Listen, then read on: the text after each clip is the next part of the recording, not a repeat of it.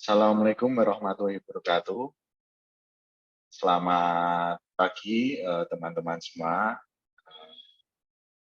Kami dari kelompok 6 akan membahas tentang konstruksi identitas, di mana kelompok kami terdiri dari 7 orang, yaitu saya Bagir Anwar Kurniawan, yang kedua Sadam Mahindra Putra, yang ketiga Kukuh Wicaksono, yang keempat Ahmad Ferry, yang kelima Prasetya Danang, yang keenam Ganda Setiawan, yang ketujuh Sigit Yulianto.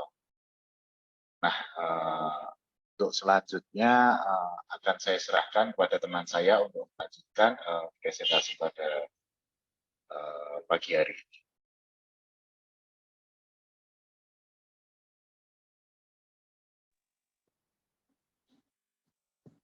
Di sini saya Sadam akan menjelaskan munculnya konstruksi identitas. Di sini ada dua topik. Topik pertama, konstruksi identitas merupakan identitas sosial seseorang yang ikut membentuk konsep diri dan memungkinkan orang tersebut menempatkan diri dari posisi tertentu dalam jaringan hubungan-hubungan sosial yang rumit. Maka identitas itu dijalankan atau dilaksanakan menurut atau berlawanan dengan norma-norma dan harapan terhadap identitas yang bersangkutan. Lalu topik kedua, hal ini menunjukkan bahwa identitas kita adalah selalu berada dalam proses untuk menjadi the process of becoming, yang dimana ketika memberikan tanggapan terhadap konteks dan situasi yang mengelilingi kita. Seseorang yang mempunyai perasaan identitas diri yang kuat, maka akan memandang dirinya berbeda dengan orang lain, unik dan tidak ada duanya. Selanjutnya, diteruskan teman saya.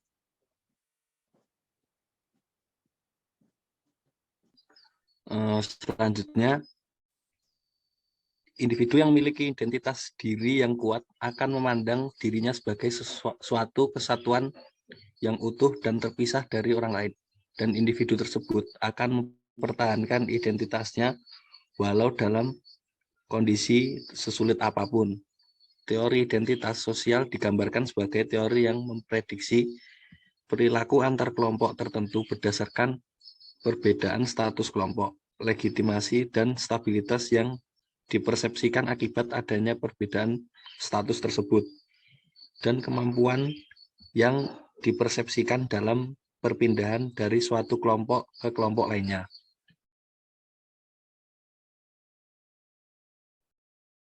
Macam-macam identitas.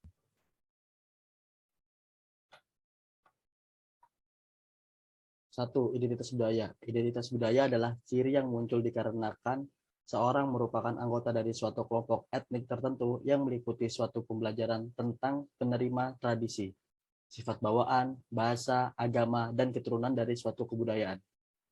Dua, identitas sosial.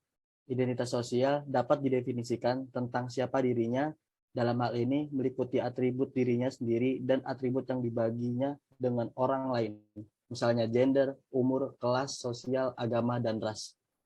Tiga, identitas diri. Identitas diri didasarkan pada keunikan karakteristik pribadi seorang, seperti karakter, kemampuan, bakat, pilihan, dan lain sebagainya.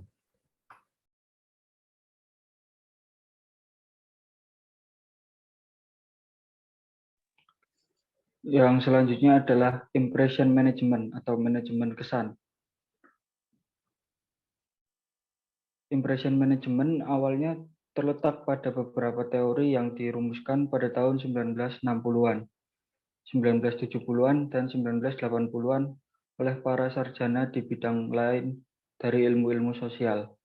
Menurut Littlejohn, impression management atau manajemen impresi merupakan konstruksi yang mewakili penyajian dan pemeliharaan identitas sosial selama interaksi berlangsung.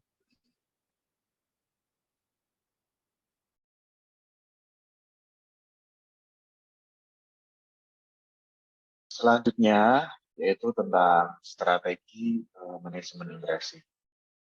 Nah, ini untuk strategi manajemen impresi sendiri merupakan proses yang dilakukan individu secara sengaja menggunakan komunikasi untuk menciptakan kesan yang diinginkan dari orang lain terhadap kita. Perilaku dan atribusi terkait ini telah dirangkum menjadi tipologi 5 jenis atribusi, strategi karakteristik yang harus memunculkan setiap atribusi, dan berbagai taktik untuk mengimplementasikan strategi tersebut.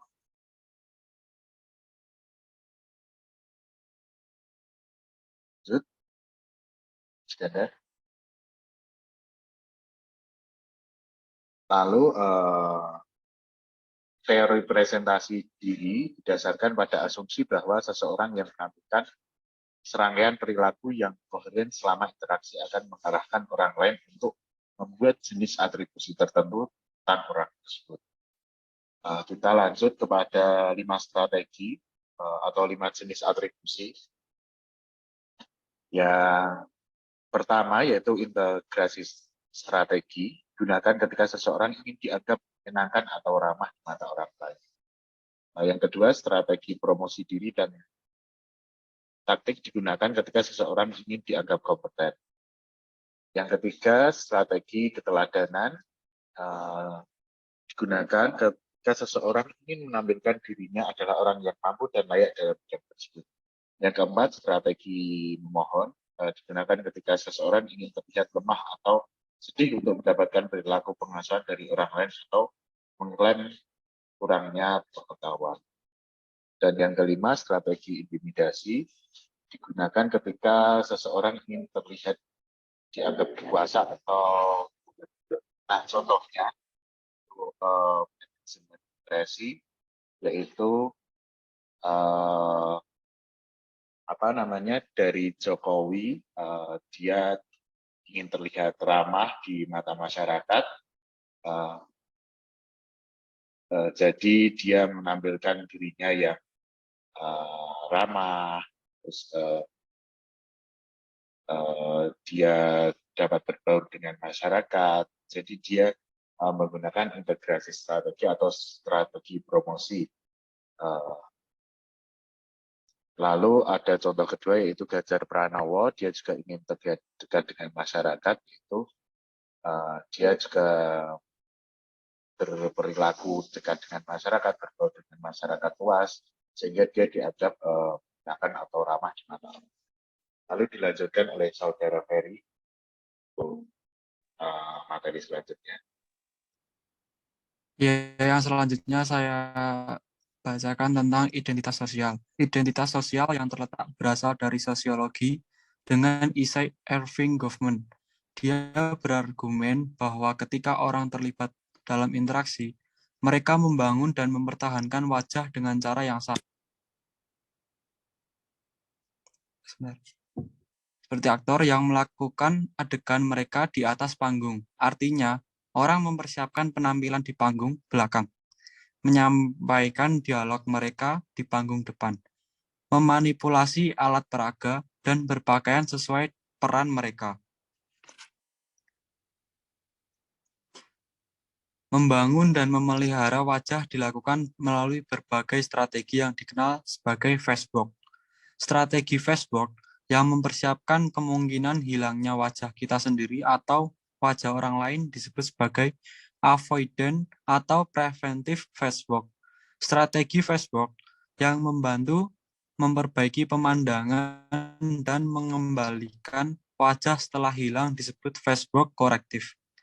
Beberapa dekade setelah formulasi awal teori wajah Goffman, dua ahli sosiolinguistik, Penelope Brown dan Stephen Levinson, memperluas gagasan Goffman tentang wajah dan karya wajah preventif dalam formulasi teori kesopanan mereka. Menurut teori kesopanan, orang memiliki dua kebutuhan dasar manusiawi, otonomi dan validasi.